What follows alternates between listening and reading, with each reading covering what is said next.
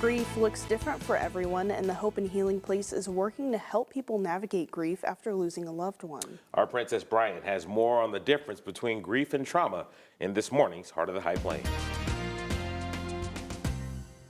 So trauma is kind of what happened during that time and what kind of it spurred on the inside of you. Grief, of course, is dealing with that change, that significant change that has happened, and all the changes that happened alongside of it. Something to think about that is if a primary provider has died and maybe there used to be a stay-at-home parent, perhaps that parent has had to go into the workforce. And so that has caused me now need to rely on maybe an aunt and uncle or grandma and grandpa to make sure I get home from school, to the sitter, or maybe I'm going home with them for a little bit. And so it's adjusted everything around me. And so especially as a child, my trust in that system is a little bit broken because of what just happened.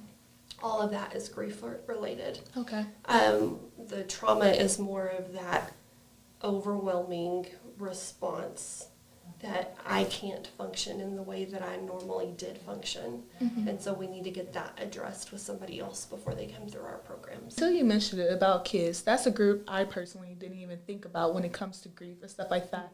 But when something happens to a sibling, they have that loss, or even a parent or something like that, a lot of people, they're like, oh, they're too young to remember it, but they're also grieving. Tell me about helping that group. Yes, so it's interesting that you bring that up. We call kids the forgotten mourners, and it's because they go from playfulness to shedding a tear or two and back into telling a knock-knock joke. And so we just we don't really take that into consideration sometimes. But what we have found is oftentimes they're making room for the adults.